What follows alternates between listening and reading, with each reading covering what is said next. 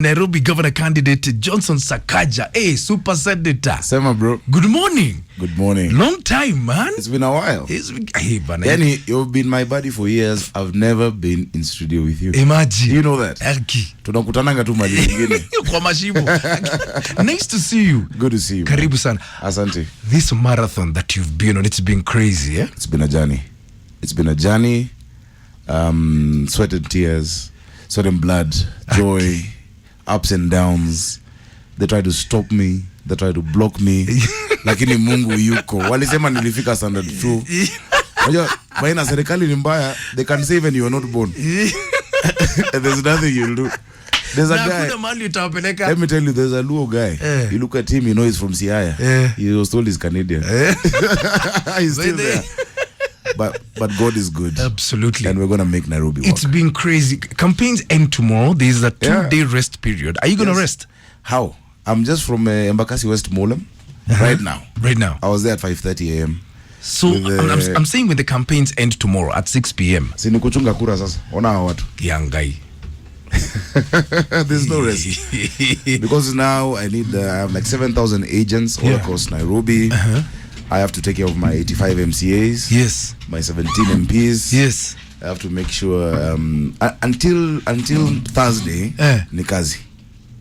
Wow. After the vote on Tuesday, the governor votes are counted almost the next day. Yeah. But we're looking forward to victory. Okay. Yeah. You sure? We trust in God. Okay. And the people of Nairobi have resolved. You can tell our Taki project. Yes. I watched the gubernatorial debate like most Kenyans did. Did you watch it? Mukubwa, no. How are you doing? Njoroge Mushiri. Njoroge, how are you doing today? Karibu sana, Classic 105. Are you on the right mic? It's me who's on the wrong mic. Which mic are you on, Ebu? Good morning. Yeah, that's the mic you are on. Okay, fantastic. So let's talk about our problems here in Nairobi. You're born Nairobi, you raised Nairobi. What's our biggest problem? Our biggest problem is a lack of an identity and a lack of a vibe. We don't know what Nairobi is about. We don't own it. Everybody, if you ask someone, unatoka hapi, they'll say Muranga, but I live in Lavington. Or I'm from Kitale, but I live in South Sea. If we don't own the city, then we don't care about how it's being run. Today, let me tell you, there's a chama somewhere, ya kina mama, yes, or an estate committee, and they say, we're looking for a treasurer. They're raising even 30,000. Yeah. They will say, apana, Baba Kamau, apana, yes, go treasurer. Yeah. Tupatie hu nani. They're so particular. Kenyans are so particular about such small things. Yeah. But for Nairobi, because we don't feel like we own it, anybody can be your governor. Anybody can be your MP. So the first thing we must do is to own our city and say, I am Nairobi. I live here. I raise my kids here. I must care about how it is run. Once we sort that out, and the vibe, you know, when you go there, New York, the Big Apple, there's a vibe about it and an identity. A New Yorker is a New Yorker wherever they go in the world. I'm a New Yorker. Before American, I'm a New Yorker. So we must start with I am Nairobi. Yeah. Then what we're going to do, because we want to divide the city into 5 boroughs, Nairobi North, East, I liked West, that idea when I watched you on telly, So you have the area resident associations, the estate people. We say, okay, what do we want in Westlands? Yeah. What needs to change? And I'll be giving you a component of the budget. Munakaa wenyewe mnasema, this is what we're doing here. Once we own it, let me tell you, we're going to change this city. Let me ask you a question. Yeah. How deep is the rot? Oh, it's crazy. At City Hall. Oh, it's terrible. Like we're going to start from a negative. The debt in Nairobi is almost 80 billion. We owe to national government, we owe to suppliers, people are not being paid. Watu wanalipwa na kujuana. There's a problem in the staffing. But I believe we can do it. Not because it is easy, but we must. When I was a kid. Where will you start? It's like just going to a garbage dump, and I'm trying to wonder, where do you start if I take you right now? You start with the governance structure.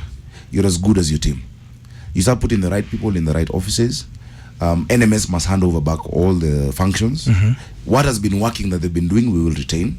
What has not, we will change. So first, build the team. The first 100 days is really structural issues, is building the right team, putting the right people in the right positions. Sile kujuana ama kulipana apana. And then from there, we implement our vision of a city of order, dignity, hope, and opportunity. Let everybody know the rules. Mambo ya kanjo kufukuza watu, kutafuta watu, sujui na mafimbo. No, we reorient them. I'm going to publish the new standing orders for the inspectorate. That when you see a Nairobian, is to respect them, not to find them. You know? Yeah. Those broken down tetanus filled contraptions called Mariamu. Oh my God. I'm telling you, if anybody is listening to me who's a scrap metal dealer, nikiapisho kujeni. Hizo nazipiga mnada. I don't want to see those. Because you must give our people dignity, man. Let me ask you a question. Yeah. Everyone talks about 100 days, within 100 days I'll do ABCD. Yeah. When realistically will we start seeing a difference? I keep telling people I don't want a 100-day term. I'm looking for a 5-year term. There are no quick fixes. The road is so deep. It's not about see at bandage uneka tu kwa a deep injury. Yeah. So for me, in the first year or two, you'll start seeing change. Yeah. Already as we get in, you'll see an attitude change, because you know your organizational structure, you need culture change. True. You need people to reorient. Mindsets have got to change. Yeah. And for instance, we want to do a Nairobi festival every year. Wow. The Nairobi Fest. Yeah. From December 12th. Yeah. Wiki moja ni sherehe. Kazi na sherehe. Tunafunga streets of town. Let our artists come. Our mathris Nganya Awards. Yeah. Let artists, painters. Yeah. Food. Let's start instill building that. The culture. Every year we'll do a Nairobi Fest. And that, let me tell you, we'll do much more even than just tourism. Yeah. It'll start building that culture. So it'll take some time. Yeah. But I want a 5-year term. Yeah. Of course, we have a 10-year plan. Yeah. But the first milestone is 5 years. It's and 5 once years. you see it, nafikiri mtanirudisha tu. Okay, listen, I need you to send in your questions for Super Senator. Why don't you get tweeting right now at Classic 105 Kenya or at It's Minor Kageniwa Classic 105 Kenya. Hashtag is Minor and Kengangi. We're in studio with Super Senator. He's running for governor. He needs your vote. We want to change Super Senator to become Super Governor. 047 is wearing a coffee written 047 upper. So get tweeting, get in touch with me. What questions, what concerns do you have that you'd like to ask Mr. Sakaja? Why don't you get in touch, because we're talking elections. We only have 3 days to go. If you've still not decided, maybe he can flip your mind this morning. And Super Senator, soon to be, he says Super Governor. Minister Sakaja, karibu sana. By the way, big shout out to David Mwangi, Director of Cypress Park in Nakuru, Duncan Mwangi of Sarova Woodlands, Abari Asubwe, and Daniel Mine of Chili's Tavern in Nakuru, and all members of the Nakuru County Tourism Association celebrating 10 years. We celebrate you as well, and thank you so much. So we're talking about his governorship bid. A lot of people are worried about one thing. By the way, let me just give you some goodwill messages. Eric Munga says, please tell Sakaja we are with him. Just a piece of advice. People from Nairobi are with he'd better not let us down. I can't. But lakini utaingia saa 2 asubuhi. Kabisa. Yo 857 yenye natishwa nayo. Fifi Njau is saying he's the black stallion and then he's too cute for life. Oh God. Akiwa na wake. Na wakunywa naona a big thing I'm seeing here on Twitter is garbage. Garbage. Tell us about garbage. It's a mess. Like where I was this morning at 5 a.m. 5:36. Yeah. Molem. There was a huge pile of garbage. I was there 2 weeks ago. Yeah. When I saw it, I called one of these guys who do that job, Wakaitoa. Yeah. In 3 days, it was back there. The problem with garbage is how we've structured that business. Yes. One, it's a business of a few people. Yeah. Number two, they are paid to deliver garbage to Dandora, not to collect from where they collect. So I can be given Dagoretti, but nachukulia hapo tu karibu na Dandora. My truck gets in, it's weighed, and it comes out. Yeah. So what we're going to do within our barrows, we're going to have aggregation points. Yeah. We work with the young people on the ground. Yeah. We aggregate, we sort it out. Yeah. And then we make sure, because now I love accountability. Yeah. You see, today without the barrows, nikikuja hapa Westlands, I ask a guy, hey, how comes there's a heap of garbage here? Tasema pole mdosi, kuna crisis Langata. Oh, sorry, I'm in Kayole. The person in charge of garbage in Kayole must have nothing to do with Lavington. That's true. The person in charge of Lavi must not be thinking about Langata. True. And then we're going to do waste to energy. Yeah. So the garbage issue will sort out and remove the private business aspect that's higher than the public good. So I'll pay you not for delivering to Dandora, but for removing from Westlands, or from removing from South Sea. Yeah. You go around the city, it's just a mess. In the middle of the road, roads have been blocked in Kawangware, in Isili. Yeah. We can't live in, that's not dignified. So where will it all go? What landfill are we going to have? Because Dandora is a problem. So the first thing in Dandora is a waste to energy project. Yeah. And then we're going to use another one in Ruai and Kayole to do the sorting. Yeah. So that plastics are put together. Organic waste, which is 70% of our waste, is then converted into energy. Bottles, the recycling stuff is done different. So there's going to be sorting, and then the energy. And I've spoken to the people of Dandora. They call it Boma, the landfill. They've always resisted it because they've not had trust in who is going to deal with that. True. I told them that Dandora Energy Company, they will be shareholders. We can light the whole of Nairobi just from Dandora. So finally, I've gotten the goodwill of the MCAs, of the MPs. They have spoken in public, Gakuya, the MCAs from there, Kinakambi and the rest. We're going to do it. We must. And that's the first thing. Ukisha apishwa na umeshinda, there's goodwill. If you wait for year 2, you will do nothing. Okay. So that is one of the first things we're going to do. I start with a lady who was, what was her name, DG? This professor, who was director of environment in Federal's government. And she told me, she left in 2016, but she told me, look, all these ideas are there, but we never had political cover. If you cover the people in the city, county government, and tell them, guys, I will protect you if you do this. We can sort it out. We have amazing staff. But sasa governor anaikuwa kwa mfuko na watu wachache. True. Wanasema hapana, hii ni mboga yetu, hapana. We will sort it out and we'll use that to create employment in our city. Okay. When I was a kid, kulikuwa na Camero. True. You know, they used to come every day, every week. It was twice a week, Thursday and every Tuesday. House used to get a dustbin allocated. Exactly. Today, even if you want to throw trash properly, hakuna dustbin. There's hakuna nothing. Pipa. Hakuna. So those are things. Those are basic things that we must do. Okay, to give me the duties that your deputy is going to have. You know, most deputies in Kenya wako na kazi tatu. Chai, mandazi, gazeti. They just chill. My deputy governor, amazing man, stellar career in the corporate sector. True. More than 20 years in banking, like real corporate. Sile ya kurukaruka miaka mbili hapa like proper corporate. He's gonna be also a CEC in charge of business, trade, and licensing. This thing of going at any shop you enter, any business, you find a big frame at the door with like 10, 15 licenses. Nini? There's gonna be one unified license. All those other entities I will pay. At you're told to pay 4,500 at for fire. They're given a certificate. Yo karatasi itazima moto. Abana. It's the owner of the building who should pay the fire license, not everybody. True. So we're going to aggregate all of it. And then make sure that it's one license. And there's one inspectorate officer for that area. Because those are avenues of corruption. Leo mtu anakuja sema, hey, your dustbin is plastic. It should be this. Tomorrow a guy from food and health. The next day a guy from fire. No. Those are avenues for corruption. So that is the work DG is going to do. And then remember, the 5 boroughs are going to have assistant city managers. So he's going to be the chief city manager, where the 5 guys report. The DG is going to be the chief city manager. He's going to be busy. Chief city manager is going to be very busy. Are you ready? Oh, very ready, very ready. Okay. I have a lot of relevant experience to do. You provide right service delivery in the city, and that's what we need to do. We need to actually get people to feel that they are being served. Okay. Because that's the purpose of the county government. It's to serve its citizens, its residents. That's true. Yes. Okay, let me ask you a question. One thing, DG, please do. As aspiring DG, a lot of things I'm getting here. CPA calling Zadek, good morning, saying decongesting Nairobi. What's your plan? It's going to be easy. We must work on a mass transit system, because that is what is going to take out a lot of the vehicles and do these and all those things that come into the city. Mass transit is what? Public transport? Public transport. Because it must be reliable like any other international cities around, where you can use public transport to go to work. You don't have to actually worry about whether you get there on time or whether you find what you need. You know, back in the transport. Day, KBS had a timetable. Yes, they did. It had a timetable. That is, the next bus will be here 7:18. That is and true. And then remember, it was cross county, cross city. Like number 8 was 42. So the Dandora one takes you all the way to Kibera. The termination point doesn't need to be town. True. No. You know? So, I mean, look at Nairobi, a 21st century capital. The only public thing about our public transport is the people. It's all private business. But it's private business. You must work on that. You know? You must make sure, look, they're Kenyans with great ideas. I was in London. I went to Imperial College. And I met this guy who has sorted out London Transit and Beijing Transit. You know what's his name? Professor Washington Ochieng.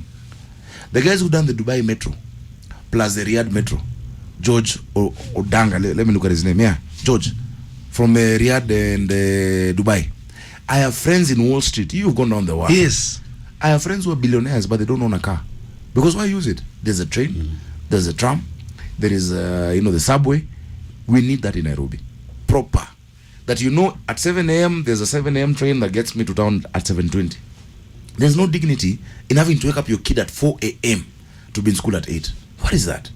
It's not. You know me, I see them when I'm coming to work, walking. Imagine, And it's dark. Yes. It's a dark. Yeah. It's a small kid with a big bag, and he or she is alone. That's a horrible experience you for see, these children. That's his name. What's his name? George Odongo, Saudi Metro. Kianga. Kenyans have done this around the world. We can do it. We can do it. PPP project. We can do an infrastructure bond for our city.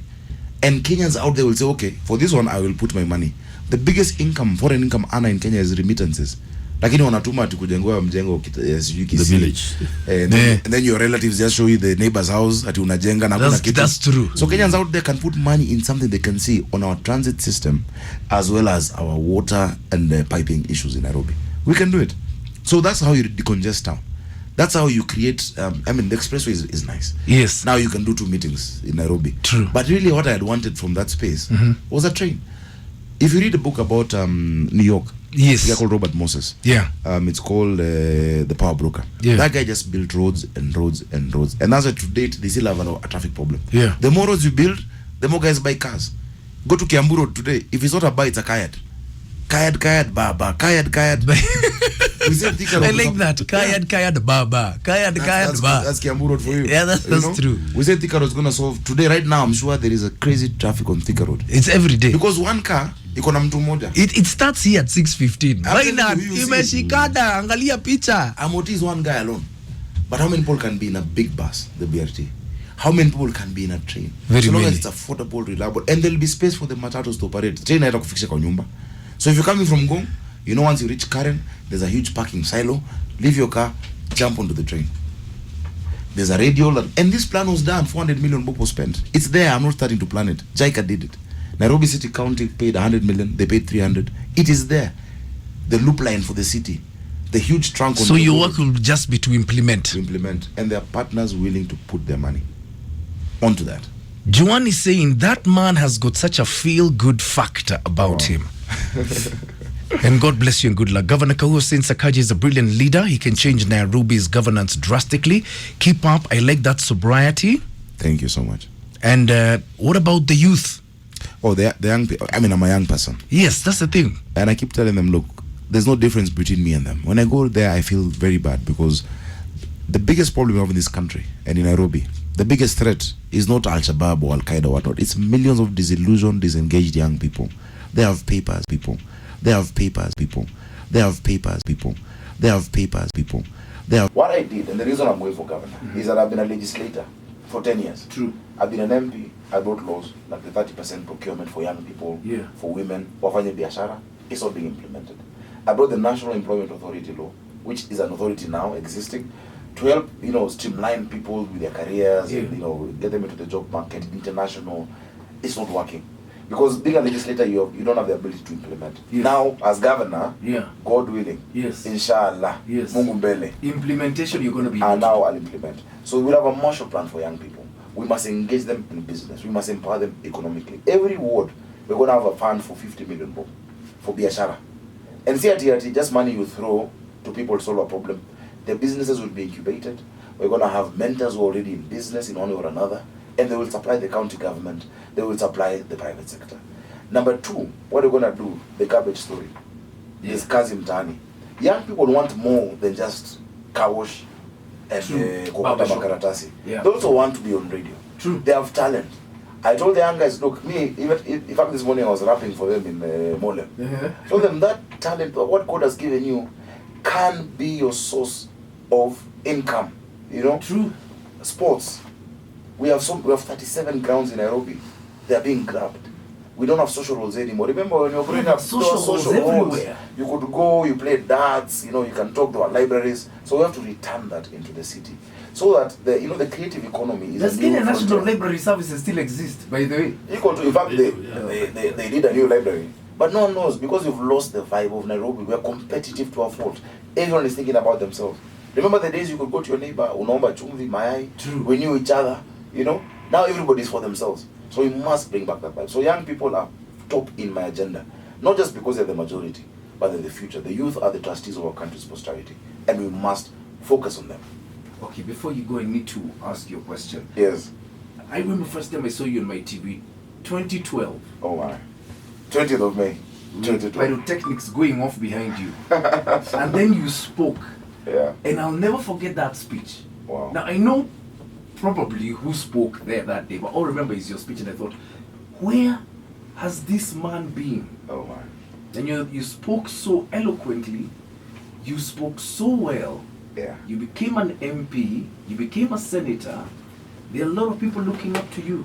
How far is Johnson Sakaja going? Yeah, you know, I remember that day, like yesterday. It was my first time to come out. I'd been in the back scenes of politics from President Mwai Kibaki when I was a student leader.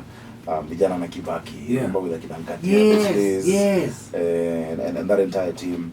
And then I met Uhuru Kenyatta, we became close friends. Yeah. I told him, haiwezi, come we form something. We formed TNA. That launch, I don't think a party has ever been launched like that again. It was crazy. Yeah, and we did it. We had a dream. Unfortunately, somewhere down the line it got lost. Now, where am I going to go? When I was a kid, I wanted to be president. And my dad used to call me prime minister when I was 6, 7 years old. And I said, you know, one day. So I've never known the route to it. But I think one day we could get there. Let's do a good job with Nairobi. True. And Kenyans then will say, this is the big stage, the this audition is the big stage. And that is why I will not fail. Boss, I'm too young to retire in 5 years. True. I must be re-elected. So I must do a good job. So my name is on the line. Yes. I'm not trying to be a billionaire now. I'm not trying to, you know, get money for myself. Yeah. But to give people opportunities and hope. And when the country sees what we've done with Nairobi, I think the sky is the limit. Amen. After that. Hey, listen, I wish you all the best of luck in the world. Asante. Me personally, I'm biased because you're a very good friend of mine. So niko na kura yako. But I wish you all... I'm voting here, Westlands Primary School. Kabisa. Hapa. Asante. Bwana DG, designate, aspiring. How are you, my brother? I'm very good. We have known you for quite a while. I've heard, we have read about you. I know your CV. Yes. Hey, listen, we wish you nothing but the best. It's 3 days to go. What, 2 sentences to anyone, if you aren't decided right now in Nairobi, 2 sentences for them? I think more important than even asking for my vote is reminding Kenyans that we need each other. Yeah. That we should not be divided tribally. The beautiful reality we have in this country is that the Luya dreams in the same way as the Kikuyu. True. The aspirations of the Kalenjin are not opposed to the hopes of the Kisi. True. The same pain Mama Njeri feels in Nyeri when she can't get food is the same pain Mama Akinyi feels. Let us not be divided on tribe. We have one Kenya. There's no excuse. Ati tutome tuende tukirenovate. Yeah. Let us not. And these guys, Maina, you know them. True. I know Raila Odinga personally. I know William Ruto personally. Yeah. I know Uhuru Kenyatta, Musalia, all of those guys. Don't fight for them. They are buddies. But they are buddies. They do business together. Watoto wao wanakatiana. True. Then now you go to the street because of them. My bigger message, more than just vote for me, is let's remember that we have one Kenya. Let's be peaceful and let's slay that dragon called tribalism. If you're in Nairobi, let's make Nairobi work. I'm asking for your vote to be your governor and to serve you and for you to be part of this story of what Kenya can be. It's only in Kenya that a young man, not from a name known, not from a huge pedigree, can actually rise up and at 37 be elected to be governor of Africa's biggest economy, the economic hub of East and Central Africa. It's only in Kenya that they will not look at your tribe, they will not look at your background. They will see, yes, you've made mistakes here and there, they will forgive you and give you a chance. It's only in Kenya. Let's show this country, Nairobians, what we're made of on the 9th of August. What more can I say? Good luck. Good luck. Murakaloki, good luck. I wish you guys nothing but the best. You've got 2 days of campaigning left. Sunday, Monday, you said now organizing the ground. Tuesday we go to the polls and hopefully next time you're here, you will become back here as governor. As governor of Nairobi. But good luck and